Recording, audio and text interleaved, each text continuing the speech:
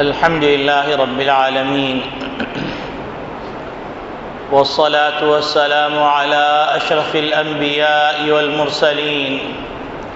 وخاتم النبيين محمد وعلى آله وصحبه ومن تبعهم بإحسان ودعا بدعوتهم إلى يوم الدين. أما بعد فأعوذ بالله من الشيطان الرجيم. بسم الله الرحمن الرحيم. قال الله تبارك وتعالى: والذين هم للزكاة فاعلون. وقال تعالى: هو الذي بعث في الأميين رسولا منهم يتلو عليهم آياته ويزكيهم ويعلمهم الكتاب والحكمة وإن كانوا من قبل لفي ضلال مبين. وقال تعالى: نسوا الله فنسيهم. وقال تعالى: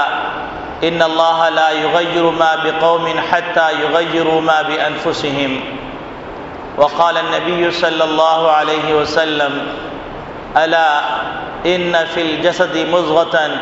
إذا صلحت صلح الجسد كله وإذا فسدت فسد الجسد كله. أو كما قال: ألا هي والقلب. أو كما قال عليه الصلاة والسلام. میرے محترم بزرگوں، عزیز دوستوں، دینی اسلامی بھائیوں، اللہ رب العالمین نے محمد عربی صلی اللہ علیہ وسلم کو دنیا میں مبعوث فرمایا اور آپ صلی اللہ علیہ وسلم کے ذمے چند کام لگائے. ان کاموں میں ایک کام تزکیے کا لگایا کہ آپ قلوب کا تزکیہ فرمائیں. اور اللہ رب العالمین نے جب کامیاب مومنین کی صفات ذکر فرمائیں تو ان صفات کو ذکر کرتے ہوئے ایک صفت ذکر فرمائی کہ والذین هم للزکاة فاعلون. اس کی ایک تفسیر یہ کی گئی کہ وہ مومنین اپنی نفس کا تزکیہ کرتے ہیں. عام طور پر ہم لوگوں کے ذہنوں سے تزکیے کی اہمیت ختم ہو گئی ہے، اور تزکیے کا لفظ اگر کہیں باقی ہے تو وہ محدود تصورات کے اندر بند ہو گیا ہے کہ خاص قسم کی حیت بنا لی جائے، خاص قسم کا لباس پہن لیا جائے، خاص انداز سے زندگی گزار لی جائے، بس یہی تزکیہ ہے. لیکن نبی کریم صلی اللہ علیہ وسلم کے ذمے جس تزکیے کی ذمہ داری لگائی گئی تھی وہ تزکیہ ہماگیر تھا. اور تزکیے کی اہمیت اس قدر ہے، دل کی صفائی کی اہمیت اس قدر ہے کہ اس کا اندازہ نبی کریم صلی اللہ علیہ وسلم کے اس فرمان سے لگایا جا سکتا ہے کہ نبی کریم صلی اللہ علیہ وسلم نے ارشاد فرمایا: الا ان فی الجسد مضغۃ، کہ خوب دھیان سے یہ بات سن لو کہ جسم کے اندر ایک لوتھڑا ہے، اور اس لوتھڑے کی اتنی اہمیت ہے کہ اگر وہ صحیح رہا تو سارا جسم صحیح کام کرے گا، اور اگر اس کے اندر فساد پیدا ہو گیا، بگاڑ پیدا ہو گیا تو سارا جسم متاثر ہو جائے گا، اور وہ قلب ہے. کیونکہ انسان کے اخلاق کا اثر انسان کے افعال اور اعمال پر پڑتا ہے. ایک آدمی معاشرتی برائیوں میں مبتلا ہے تو اس کے پیچھے کون سا عامل کار فرما ہے؟ تو وہ یہی عامل ہے کہ اس کے اخلاق صحیح نہیں ہیں، اس کے دل کے اندر گندی باتوں کے جذبات موجود ہیں، گندی خواہشات موجود ہیں. ایک آدمی رشوت لے رہا ہے تو اس کے پیچھے جو عامل کار فرما ہے وہ یہی فساد قلب ہے.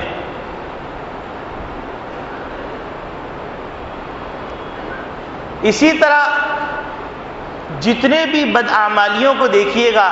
تو آپ کو نظر آئے گا کہ اخلاق کی خرابی اس کا محرک اور اس کا سبب ہے. اور کوئی آدمی اچھائی کر رہا ہے، نماز اچھی طرح پڑھ رہا ہے، روزہ اچھی طرح رکھ رہا ہے، سچ بول رہا ہے،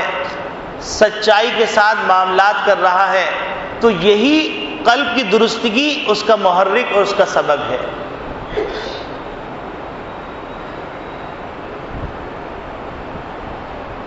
اور یہ اتنی اہم چیز ہے کہ نبی کریم صلی اللہ علیہ وسلم کے جو فرائض ذکر فرمائے گئے تو ان فرائض کے ذکر کرنے میں اس کو دوسرے نمبر پر رکھا گیا.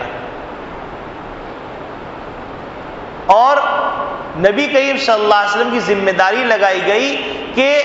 جس معاشرے کی تشکیل کے لیے آپ کو بھیجا گیا ہے اس معاشرے کی بنیاد جن اینٹوں پہ رکھنی ہے یا جن ستونوں پہ رکھنی ہے یا جن پلروں پہ رکھنی ہے تو وہ ان میں سے ایک ستون تزکیہ ہے کہ قلب کی درستگی. آج موجودہ دور کے اندر دنیا کے اندر ایک بگاڑ ہے، معاشرتی بگاڑ،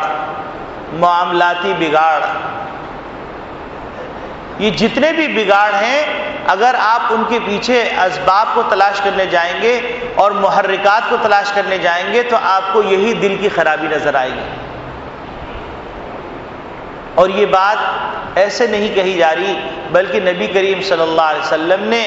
بڑی صراحت کے ساتھ یہ بات فرمائی کہ حب الدنیا رأس کل خطیہ، کہ دنیا کی محبت، اور محبت کی جگہ دل ہے، تو گویا دل کی خرابی، اخلاق کی خرابی، یہ تمام فساد اور تمام غلطیوں، تمام نافرمانیوں، تمام معصیت کی بنیاد ہے. کوئی آدمی دھوکہ دے رہا ہے، کوئی آدمی خود غرضی کر رہا ہے، کوئی آدمی نافرمانی کر رہا ہے، کوئی آدمی بےہودگی کر رہا ہے، تو ان تمام چیزوں کے پیچھے آپ کو جو محرک نظر آئے گا یہی دل کی خرابی نظر آئے گی. اور سب سے زیادہ اس خرابی کی طرف سے غفلت ہو گئی. اور اگر کہیں کچھ شعور ہے، کچھ بیداری ہے تو وہ بھی خاص تصورات کے اندر بند ہو گیا، جس کا نتیجہ یہ ہے کہ اللہ رب العالمین سے ہم مانگ رہے ہیں، خوب دعائیں کر رہے ہیں کہ اللہ ہمارے حالات صحیح کر دے، اے اللہ ہمارے اوپر من و سلوہ کا نزول فرما دے. اللہ سے مانگ رہے ہیں اور پھر شکوہ بھی کرتے ہیں کہ اللہ رب العالمین ہماری نہیں سنتے. حالانکہ ہم نماز بھی پڑھتے ہیں، ہم روزہ بھی رکھ لیتے ہیں، ہم حج بھی کر لیتے ہیں، ہم زکوٰۃ بھی دے دیتے ہیں، اور ہمارے ذہنوں کے اندر چونکہ اسلام کا تصور صرف اور صرف ان چند عبادات کے اندر بند ہو گیا. جس طرح تزکیے کا تصور ختم ہو گیا یا کہیں بیدار ہے تو وہ خاص انداز کے اندر بیدار ہے، تو اسی طرح اسلام کا تصور بھی ان خیالات کے اندر بند ہو گیا، جس کا نتیجہ یہ ہو رہا ہے کہ ہم اللہ رب العالمین کو مسجد میں تو مانتے ہیں لیکن بازار میں جا کر اللہ کی نہیں مانتے. ہم اللہ رب العالمین کو روزے کی حالت میں تو مانتے ہیں لیکن ایوانوں میں جا کر ہم اللہ کے نافرمان ہیں، اللہ کی نہیں مانتے. ہم معاہدات کے اندر اللہ کی نہیں مانتے، ہم معاشرت کے اندر اللہ کی نہیں مانتے، ہم لین دین کے اندر اللہ کی نہیں مانتے، ہم اسمبلیوں میں اللہ کی نہیں مانتے، ہم اللہ کے نظام کے چلانے میں اللہ کی نہیں مانتے، دنیا کے چلانے میں ہم اللہ کی نہیں مانتے. تو یہ وجہ کیا ہے؟ وجہ یہ ہے کہ اللہ رب العالمین ہماری دعائیں نہیں سنتے، اور جتنی سن لیتے ہیں یہ اللہ کا احسان. اور اگر کوئی دعا قبول نہیں ہو رہی، اللہ کی مدد نہیں آ رہی، تو اس کی وجہ اللہ رب العالمین نے خود فرما دی، نسوا اللہ فنسیہم، کہ ان لوگوں نے اللہ کو فراموش کر دیا. تو اللہ کو فراموش کرنے کا مطلب کیا ہے؟ اللہ کو فراموش کرنے کا مطلب یہ ہے کہ عقائد کے باب میں اللہ کو فراموش کر دیا، عبادات کے بعد میں اللہ کو کسی حد تک یاد رکھا، باقی حصے کو فراموش کر دیا، معاملات میں اللہ کو فراموش کر دیا، معاشرت میں اللہ کو فراموش کر دیا، اخلاق میں اللہ کو فراموش کر دیا، فنسیہم، تو اللہ کو بھی ان کی فکر نہیں۔ یہ قرآن کریم کے اس ترتیب سے ان آیات کو دیکھا جائے تو ہمارے فساد کا سبب نظر آ جائے گا۔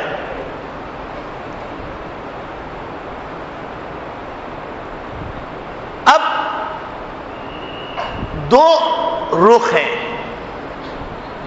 ایک رخ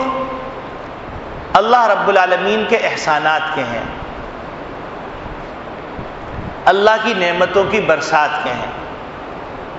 اب اللہ کے احسانات دیکھیے کہ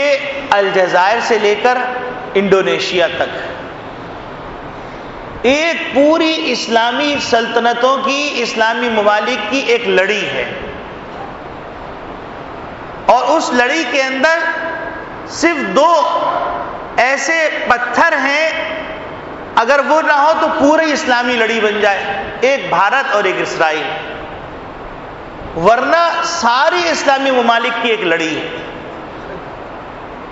دوسری طرف اللہ رب العالمین کے احسانات دیکھیے کہ اسلامی ممالک جہاں واقع ہیں وہ خطے زرخیزیوں سے مالا مال ہیں، وہ زمینیں زرخیز ہیں، پھر ان زمینوں کے اندر جو خزانے پوشیدہ ہیں وہ بھی بے مثال ہیں۔ ساری دنیا کے خزانے ایک طرف، اور اسلامی ممالک جن زمینوں پہ واقع ہیں ان زمینوں کے اوپر جو اللہ رب العالمین نے اپنے خزانے مستتر کیے ہوئے ہیں، چھپائے ہوئے ہیں، وہ خزانے ایک طرف۔ پھر سونے کے پہاڑ، بلیک گولڈ جس کو آپ پیٹرول کہتے ہیں، پھر اس کے بعد معدنیات کی دیگر چیزیں جس کے اندر کیمیکل کی دنیا میں چلے جائیے تو وہ ایک الگ دنیا ہے، اسی طریقے سے اور دیگر دنیاؤں کے اندر چلے جائیے، جو زمین سے پیداوار ہوتی ہے اس طرف جائیے تو وہ بھی ایک الگ دنیا ہے۔ وہ سارے خزانے اللہ رب العالمین نے زمین کے اندر رکھ دیے۔ میٹھے پانی اور پینے کے قابل پانی کی فہرست دیکھیے تو ایک بڑی مقدار میں موجود، زرخیز زمینیں دیکھیں تو بڑی مقدار میں موجود، موسم دیکھیے تو صرف ایک پاکستان کے اندر 4 موسم اور مختلف قسم کی فصلیں۔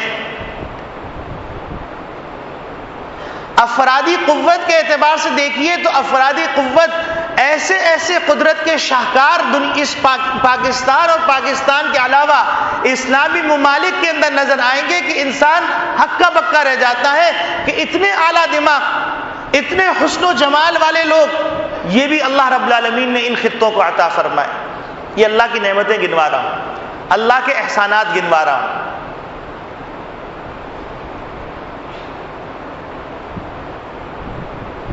پھر دنیا کے اندر کوئی قیمتی کارنامہ انجام دینے والا اگر کوئی فرد نظر آ رہا ہے تو وہ مسلمان کے خاندان سے وابستہ ہے، چاہے وہ جا کر امریکہ کے اندر کام کر رہا ہے، برطانیہ کے اندر جا کے کام کر رہا ہے، یا رشیا کے اندر جا کے کام کر رہا ہے، یا جرمنی کے اندر جا کے کام کر رہا ہے، یا اٹلی کے اندر جا کے کام کر رہا ہے، تو وہ شاہکار اگر نظر آئیں گے تو وہ مسلمان خاندان سے جڑے ہوئے افراد ہوں گے۔ پھر آپ دوسری طرف دیکھیے، جب مالی اعتبار سے افراد کی کاؤنٹنگ کی جاتی ہے تو اس میں اسلامی ممالک کے کئی افراد نظر آتے ہیں جو دنیا کے ٹاپ 10 کی فہرست میں یا ٹاپ 20 کی فہرست میں آ جاتے ہیں۔ ایک ایک فرد کے پاس اتنی دولت ہے۔ یہ اللہ کے انعامات ہیں۔ دوسری طرف اگر آپ کو نظر آئے گا تو یہ ایک لڑی کے اندر پروئے ہوئے تو ہیں لیکن دل جدا جدا ہے، خود غرضی اور مفادات کا غلبہ۔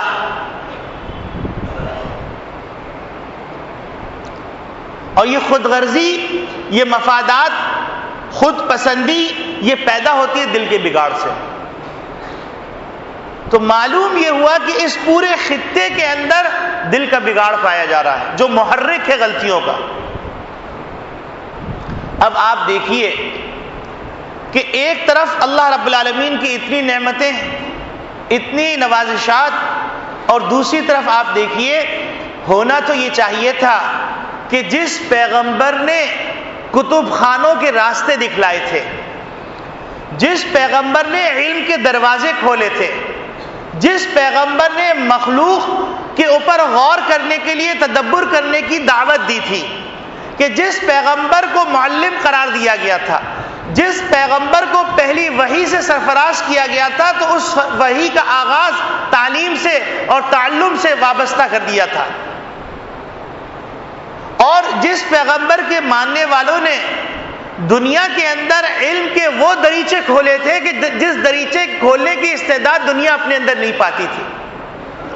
وہ ترقی کی راہیں دکھلائی تھیں جو ترقی کی راہیں انسانیت سوچ نہیں سکتی تھی، ان راہوں پر ان مسلمانوں نے اس وحی کے ذریعے اپنے آپ کو ڈالا تھا، اور کتب خانوں کے اندر ان قیمتی کتب اور علوم کا اضافہ کیا تھا کہ جن قیمتی کتب اور علوم کو اب تک لوگ سمجھنے کے اندر جستجو میں لگے ہوئے ہیں اور تحقیقات میں لگے ہوئے ہیں۔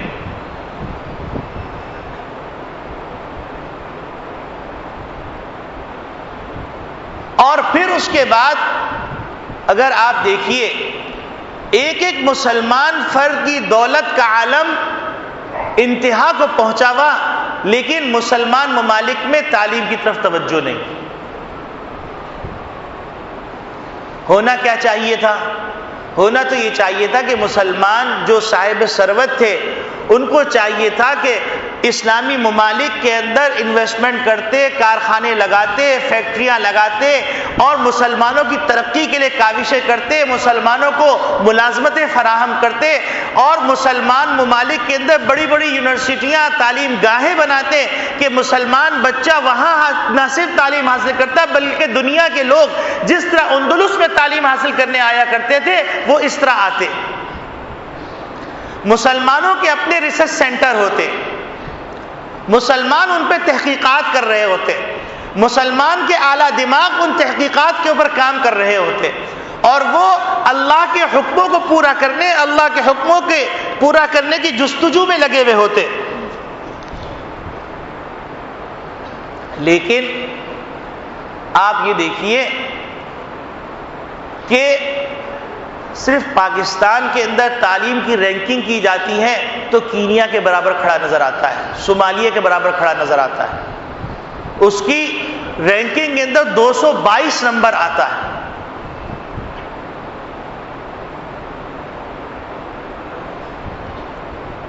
اور پاکستان کے اندر اگر کوئی بگاڑ نظر آتا ہے، دنیا کے اندر کوئی ملک پسماندہ رہ جاتا ہے، تو اس کے اسباب عام طور پہ دو بیان کیے گئے ہیں۔ ایک سبب تو یہ بیان کیا جاتا ہے وہ جغرافیائی اعتبار سے ایسی جگہ واقع ہے کہ جو جغرافیائی اعتبار سے اس کو نفع نہیں پہنچ سکتا۔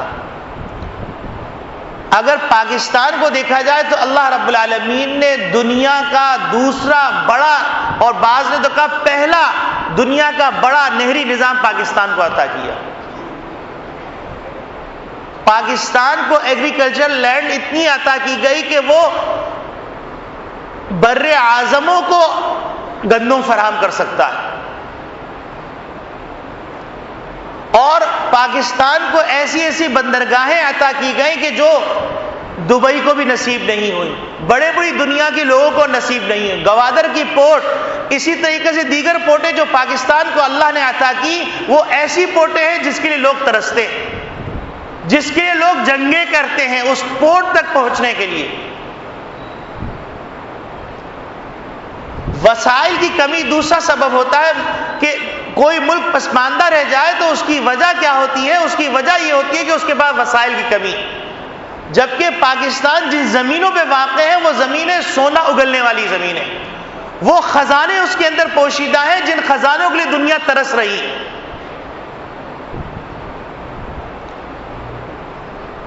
اسی طریقے سے اگر کوئی قوم پسماندہ رہ جاتی ہے تو اس کی وجہ یہ ہوتی ہے کہ افراد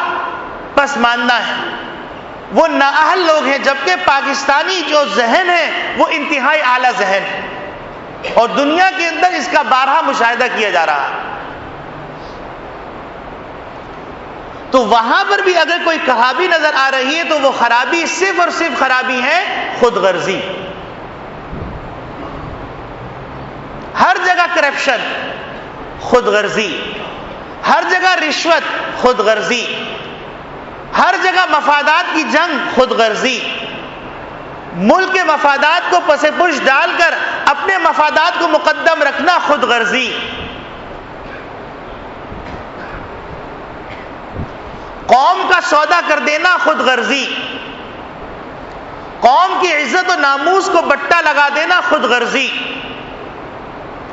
قوم کی خواہشات کا خون کر دینا، خود غرضی۔ اور یہ تمام چیزیں اگر ہم قرآن اور حدیث میں تلاش کرتے ہیں اس کے اسباب، تو بات وہی ہے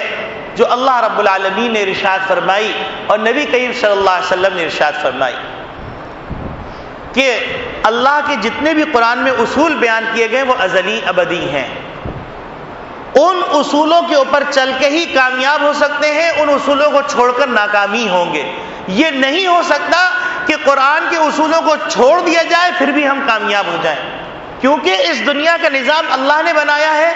اس دنیا کا نظام اللہ چلا رہے ہیں، اس دنیا کے اندر کامیابی کے جو اصول بیان کیے گئے وہ اللہ نے جو بیان کیے وہ حتمی ہے، ازلی ہے، ابدی۔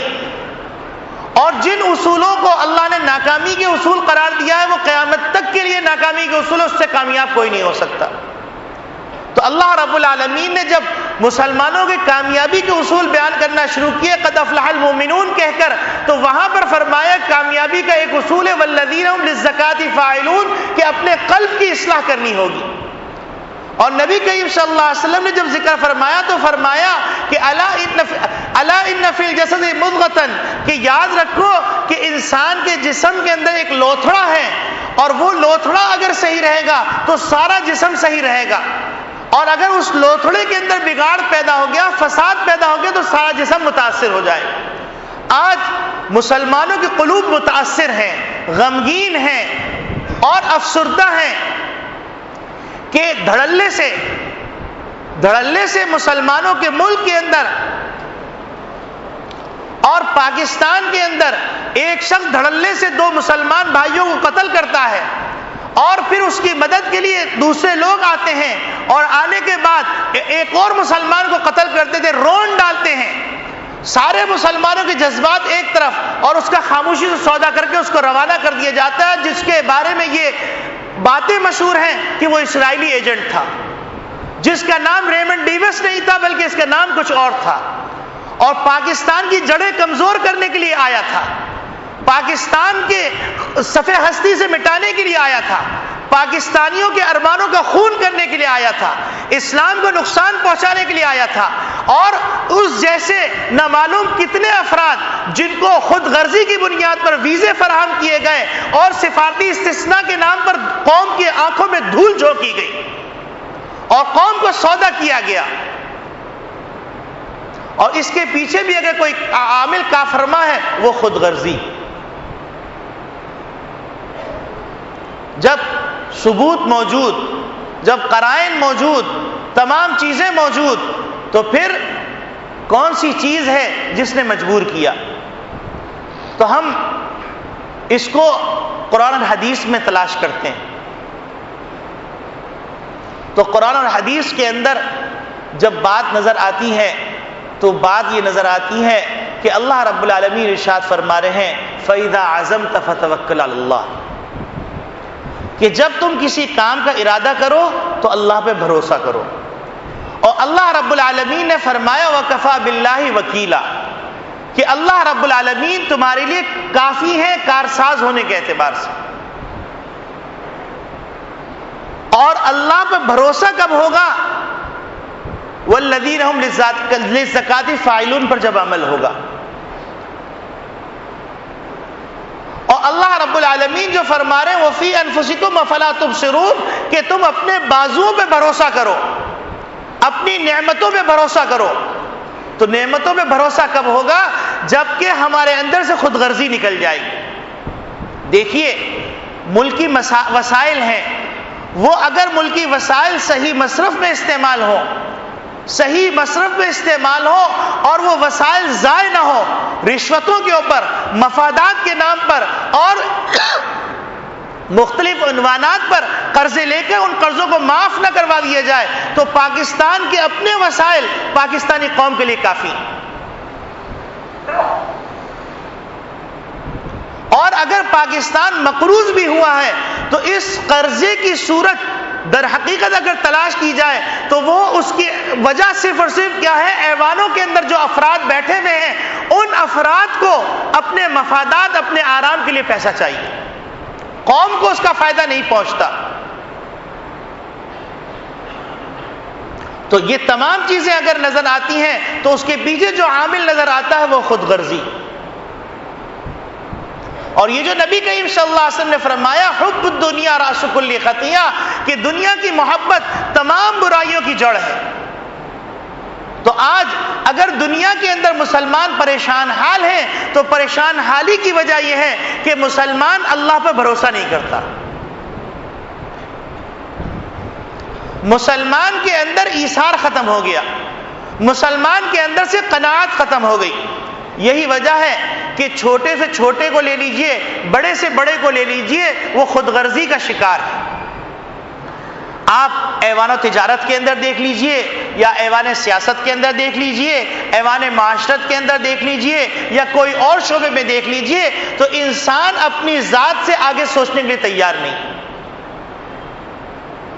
حتیٰ کہ انسان یہاں تک خود غرض ہو گیا کہ انسان یہ کہتا ہے کہ میرے پاس دوسری دنیا کی نیشنلٹیاں موجود ہیں، میرے بچے دوسری دنیا میں موجود ہیں، مجھے جس ملک کے اندر بھی ہوں اس ملک سے صرف اپنے مفادات کو حاصل کرنا ہے، اور اس کے بعد اگر حالات بگڑ جاتے ہیں تو مجھے کون سا اس ملک میں رہنا ہے۔ تو اگر ہماری حالت یہ ہوگی تو پھر یہی ہوگا کہ ہم اپنے قوم کی ترقی کے لیے، اپنی قوم کی فلاح کے لیے، اپنے ملک کی تعمیر و ترقی کے لیے نہیں سوچ سکتے، اور نہ سوچ رہے ہیں۔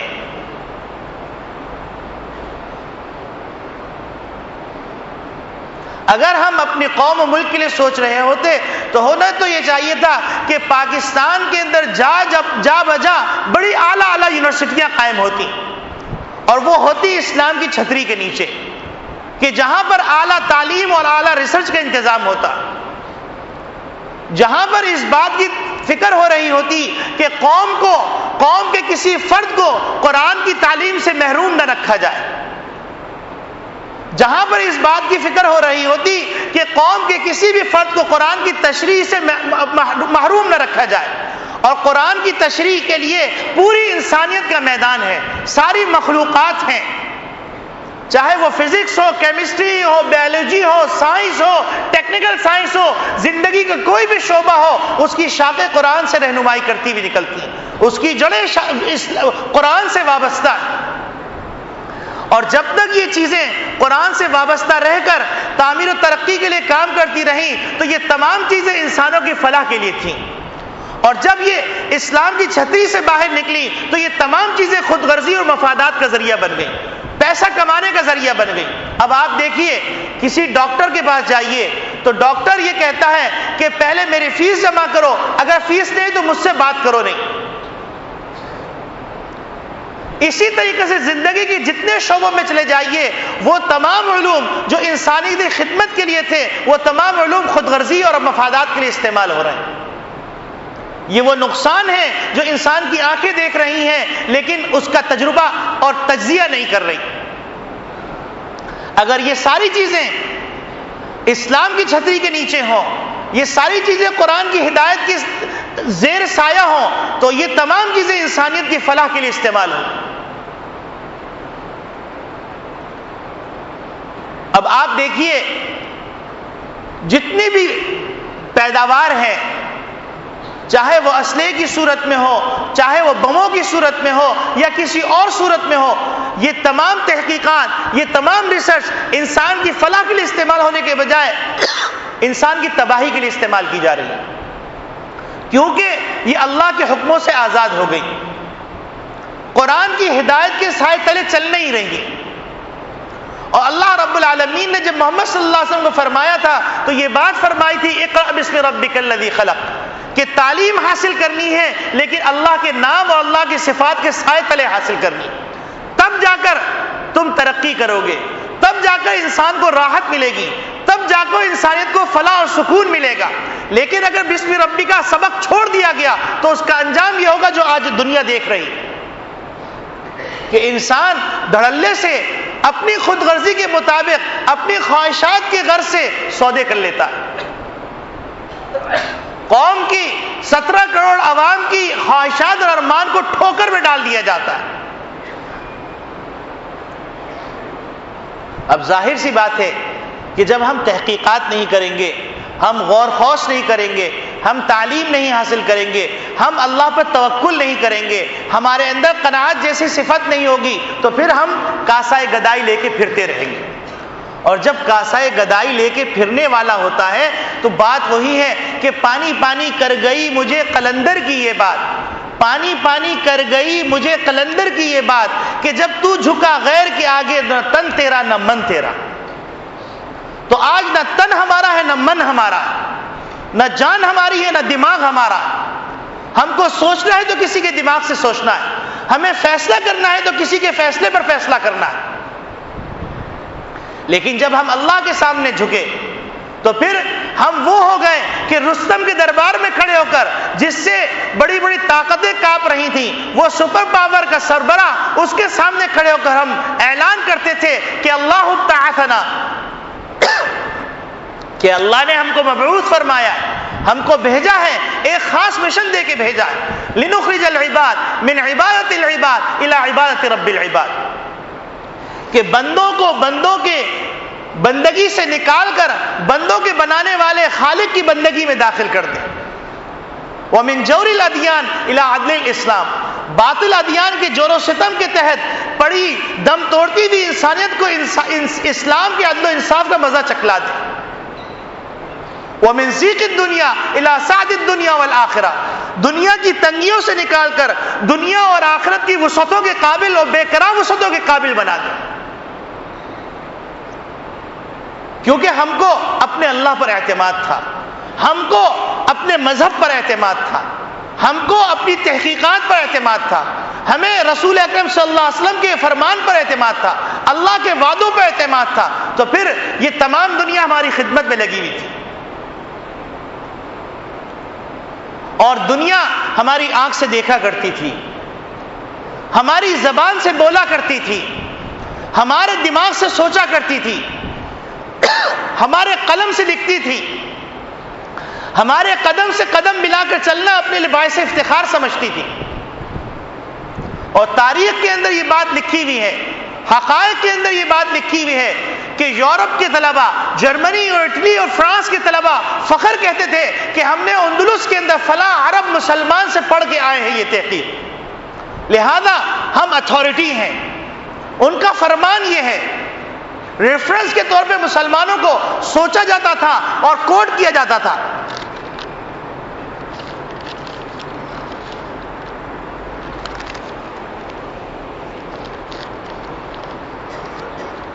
تو میرے عزیز دوستو بھائیوں،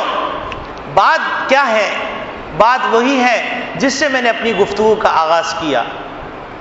کہ اللہ رب العالمین ارشاد فرما رہے ہیں والذین هم للزکاۃ فاعلون، کہ کامیاب وہ مومنین ہوں گے جو اپنے تزکیے کی فکر کریں گے۔ یہ اللہ نے اصول ذکر فرما دیے، ان اصولوں کے علاوہ اگر کوئی کامیاب ہونا چاہے گا تو ہرگز کامیاب نہیں ہو سکتا۔ اور اللہ کی معیت اور اللہ کی نصرت اگر چاہیے تو اس آیت کو سامنے رکھنا پڑے گا کہ نسوا اللہ فنسیہم، کہ اگر اللہ کو بھلائیں گے معاشرتی زندگی کے اندر، اخلاقی زندگی کے اندر، معاملات کی زندگی کے اندر، فنسیہم، تو اللہ ہم کو بھلا دے گا۔ صرف ہم نماز پڑھ لیں، ہم صرف روزہ رکھ لیں، ہم صرف زکوٰۃ دے دیں، یقیناً اس کے بغیر اسلام پورا نہیں، اس کے بغیر نجات نہیں ہے۔ لیکن یہی نہیں ہے، اس سے آگے بھی اسلام کی تعلیمات ہیں، اس کے آگے بھی اسلام کے احکامات ہیں۔ یہی وجہ ہے کہ ہم نماز پڑھتے ہیں لیکن بازار میں جب جاتے ہیں تو ہم جھوٹ بولتے ہیں، ہم دھوکہ دیتے ہیں۔ ہم نماز پڑھتے ہیں، ہم روزہ رکھتے ہیں، لیکن معاملات کی دنیا میں جا کے ہم بدمعاملگی کرتے ہیں، ہم سچ بولنے سے کنار کشی اختیار کرتے ہیں، اور ہم کہتے ہیں کہ سچ بولیں گے تو دنیا میں جئیں گے کیسے؟ حالانکہ ہمارے رسول خاتم النبیین صلی اللہ علیہ وسلم جو قیامت تک کے لیے ہدایت لے کے آئے، ہدایت کے اصول لے کے آئے، وہ فرما رہے ہیں الصدق ینجی والکذب یہلک، کہ سچائی نجات دینے والی۔ جب ہم ایوانوں میں پہنچتے ہیں، ہم سیاست کی دنیا میں جاتے ہیں تو ہم جھوٹے معاہدات کرتے ہیں، جھوٹے وعدے کرتے ہیں، جھوٹ بولتے ہیں، قوم سے کیے ہوئے وعدے فراموش کر دیتے ہیں۔ جب ووٹ کی ضرورت آتی ہے تو ہم جھوٹے وعدے کرتے ہیں، اور جب ووٹ مل جاتا ہے، اقتدار میں آ جاتے ہیں تو عوام کے خیالات، ان کے جذبات، ان کے احساسات کا خون کر دیتے ہیں۔ اور اس بیماری کا سبب بھی کیا ہے؟ والذین هم للزکاۃ فاعلون، کہ جب تک ہم اپنے قلب کی دنیا کو اجاگر نہیں کریں گے، قلب کو روشن نہیں کریں گے، اس وقت تک یاد رکھیے چونکہ اخلاق کے اثرات انسان کی ہر زندگی کے شعبے پہ پڑتے ہیں۔ معاشرتی زندگی میں بگاڑ پیدا ہو رہا ہے تو اس کا سبب دل کی خرابی، معاملات کی زندگی میں بگاڑ پیدا ہو رہا ہے تو اس کا سبب دل کی خرابی، اخلاق کی زندگی کے اندر بگاڑ پیدا ہو رہا ہے اس کا سبب دل کی خرابی، عبادات کے اندر بگاڑ پیدا ہو رہا ہے تو اس کا سبب دل کی خرابی، نماز میں دل نہیں لگ رہا، قرآن کی تلاوت کو دل نہیں چاہ رہا، اچھے معاملات کرنے دل نہیں چاہ رہا، سچ بولنے دل نہیں چاہ رہا، دھوکہ دینے دل چاہ رہا ہے، رشوت لینے دل چاہ رہا ہے، سود کھانے دل چاہ رہا ہے، سٹہ کھیلنے دل چاہ رہا ہے، جوا کھیلنے دل چاہ رہا ہے، زنا کرنے دل چاہ رہا ہے، چوری کرنے دل چاہ رہا ہے، لوٹنے دل چاہ رہا ہے، قتل کرنے دل چاہ رہا ہے، رشوت لینے دل چاہ رہا ہے، گن دکھا کر بھتہ وصول کرنے دل چاہ رہا ہے، اسلام کو بٹا لگانے دل چاہ رہا ہے، اور تمام چیزوں کے پیچھے اپنی خود غرضی شامل ہے۔ تو میرے عزیز دوستو بھائیو، ہم کو لوٹنا پڑے گا قرآن کی طرف، اور قرآن نے جو اصول بیان فرمائے ہیں کامیابی کے، ان اصولوں کی طرف لوٹنا پڑے گا۔ ان اصولوں کو چھوڑ کر قسم خدا کی امت مسلمہ کامیاب نہیں ہو سکتی۔ اللہ رب العالمین نے کامیابی کے اصولوں میں ایک اصول ذکر فرمایا، وَأَعِدُّوا لَهُم مَّا اسْتَطَعْتُم مِّن قُوَّةٍ، اور وہ اصول یہ ہے کہ اپنے آپ کو تحقیقات کے اندر، اپنے آپ کو تفکرات کی دنیا میں، اپنے آپ کو تعلیم کے میدان میں، اپنے آپ کو ریسرچ کے میدان میں اتنا آگے بڑھو، اتنا آگے بڑھاؤ کہ تم ایسی قوتیں حاصل کر لو، ایسی قوتیں حاصل کر لو، چاہے جس زمانے کے اندر اس قوت کی جو بھی تعبیر کی جائے، کہ محمد صلی اللہ علیہ وسلم کے زمانے میں اس کی تعبیر کی جا رہی تھی تیر سے، تلوار سے، اور پھر دبابہ سے، اور پھر بن جنیق سے، اور پھر جس طرح ترقی کر دی گئی، ان کی ان جو صورتیں بن دی گئی، وہ تمام صورتیں من قوتن کے اندر داخل ہیں۔ اتنی مستطاعتم کے تحت جتنی تم قوت حاصل کر سکتے ہو، جتنی تم ترقی کر سکتے ہو، جتنی اپنے اندر استعداد پیدا کر سکتے ہو، اتنی استعداد پیدا کر لو کہ ترہبون بہ عدو اللہ وعدوکم، کہ تم کو دیکھ کر تمہارے اوپر حملہ کرنے کے لیے، تمہارا سودا کرنے کے لیے کسی کو جھرجھری آ جائے، اس پہ ہیبت طاری ہو جائے، اس پہ راشا طاری ہو جائے، وہ سوچنے میں مجبور ہو جائے کہ شیر کے کچھار کے اندر ہاتھ ڈالا کیسا جائے۔ لیکن اگر کاسائے گدائی لے کے پھرتے رہے، اپنے اوپر اللہ پر بھروسہ نہیں کیا، اللہ کی تعلیمات کو حق نہ جانا، محمد صلی اللہ علیہ وسلم نے جو کامیابی کے اصول بتائے ان اصولوں کو اپنایا نہیں، ایوانوں کے اندر اپنایا نہیں، تجارت کے اندر اپنایا نہیں، تعلیم گاہوں میں اپنایا نہیں، تربیت گاہوں میں اپنایا نہیں، گھروں میں اپنایا نہیں، مدرسوں میں اپنایا نہیں، سیاست میں اپنایا نہیں، معاشرت میں اپنایا نہیں، اخلاق کے اندر اپنایا نہیں، تو اسی طریقے سے آج اس کا سودا ہوا، کل کسی کا سودا ہوگا، اور کل اللہ نہ کرے پوری قوم کا سودا ہوگا۔ تو میرے عزیز دوستو بھائیوں، تمام مسلمان ایوانوں کو یہ بات ریکارڈ کروانا چاہ رہے ہیں کہ ہم تمام مسلمان اس بات کو منظور نہیں کرتے جو آپ نے ریمنڈ ڈیوس کا سودا کیا، کہ آپ اس احتجاج کو ریکارڈ کرنے کے لیے تیار ہیں؟ حکومت ان چیزوں کو ریکارڈ پہ لے کے آ جائے کہ مسلمان کبھی بھی اپنے مسلمان بھائی کا خون کا سودا نہیں کر سکتا۔ لکھنے والے لکھ رہے ہیں کہ اسلام کے اندر خون بہا ہے، تو میرے عزیز دوستو بھائیوں، ان کے لیے لمحہ فکریہ یہ ہے، کیا پوری پاکستانی قوم کا خون بہا ادا ہو گیا؟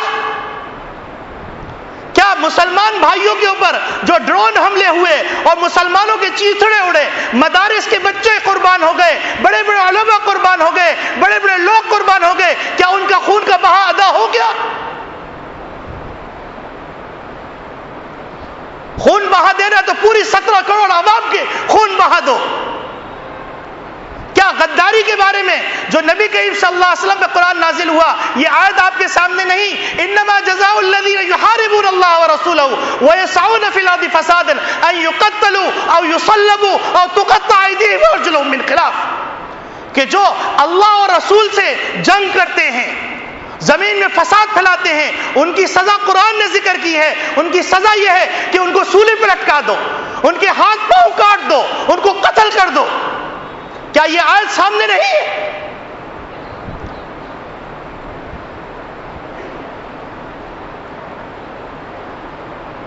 قرآن کو پڑھنا آتا بھی ہے، جو عوام کو مطمئن کرنے کے لیے کہا جا رہا ہے کہ قرآن نے دیت کا حکم دیا ہے، تو بتلاؤ دیت کی بات کرتے ہو، کیا مفتی نظام الدین شامزئی کے شہید کرنے والے قاتلوں کو قصاص دیا گیا؟ ان کی وہ قصاص میں سزا دی گئی؟ کیا مولانا یوسف لدھیانوی شہید کا بدلہ ہو چکا؟ کیا حبیب اللہ مختار شہید کا بدلہ ہو چکا؟ کیا مفتی عبدالسمیع شہید کا بدلہ ہو چکا؟ کیا بڑے بڑے اولیاء اللہ جو اس زمین پہ قربان ہوئے ان کا خون بہا ادا ہو چکا؟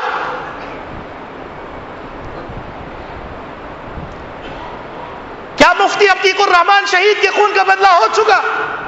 اور دیگر ایک لمبی فہرست ہے علماء حق کی قربانیوں کی، کیا ان کے خون بہا ادا ہو چکا؟ کیا ان کے قاتلوں کو کیفر کردار تک پہنچا دیا گیا؟ تو میرے عزیز دوستو بھائیوں، ہمیں پھر سے لوٹنا ہوگا قرآن کی طرف۔ یہ قرآن ازلی پیغام، ابدی پیغام، اپنے مفادات کے لیے استعمال کرنے کے لیے نہیں آیا، پوری زندگی کو یہ چیلنج دیتا ہے، پورے نظاموں کو چیلنج دیتا ہے۔ یہ قرآن آیا ہے هو الذی ارسل رسولہ بالہدی ودین الحق لیظہرہ علی الدین کلہ، تمام ادیان پر غلبے کے لیے آیا ہے۔ زندگی کے ہر شعبے کو یہ چیلنج دیتا ہے، ایوانوں کو چیلنج دیتا ہے، میدانوں کو چیلنج دیتا ہے، معاشرت کو چیلنج دیتا ہے، معاملات کو چیلنج دیتا ہے، اخلاق کو چیلنج دیتا ہے، درسگاہوں کو چیلنج دیتا ہے، گھروں کو چیلنج دیتا ہے، تربیت گاہوں کو چیلنج دیتا ہے، زندگی کے ہر شعبے کو چیلنج دیتا ہے۔ تو میرے عزیز دوستو بھائیوں، میں اپنی بات اسی پہ ختم کرتا ہوں اور اللہ سے دعا کرتا ہوں کہ اللہ رب العالمین سب سے پہلے مجھے، میرے گھر والوں کو پورے قرآن پر عمل کرنے کی توفیق عطا فرمائے، اور قرآن کو سمجھنا حدیث کی روشنی میں اور تابعین اور صحابہ کے آثار کی روشنی میں سمجھنے کی توفیق عطا فرمائے، اپنی غرض کے لیے استعمال کرنے